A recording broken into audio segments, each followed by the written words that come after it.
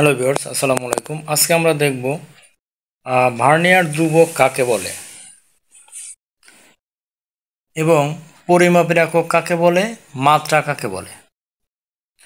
তো প্রধান স্কেলের ক্ষুদ্রতম এক ভাগের চেয়ে ভার্নিয়ার স্কেলের এক ভাগ কতটুকু ছোট তার পরিমাণকে ভার্নিয়ার ধ্রুবক বলে।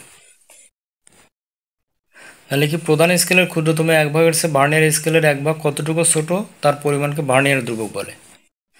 পরিমাপের একক কাকে বলে, যে নির্দিষ্ট পরিমাণের সাথে তুলনা করে সব ভৌত রাশির পরিমাপ করা হয় তাকে পরিমাপের একক বলে।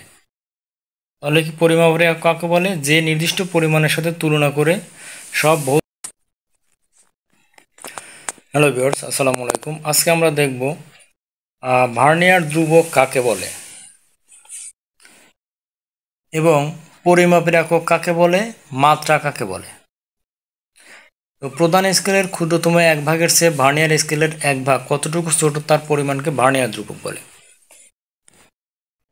তাহলে কি প্রধান স্কেলের ক্ষুদ্রতম এক ভাগের চেয়ে ভার্নিয়ার স্কেলের এক ভাগ কতটুকু ছোট তার পরিমাণকে ভার্নিয়ার ধ্রুবক বলে।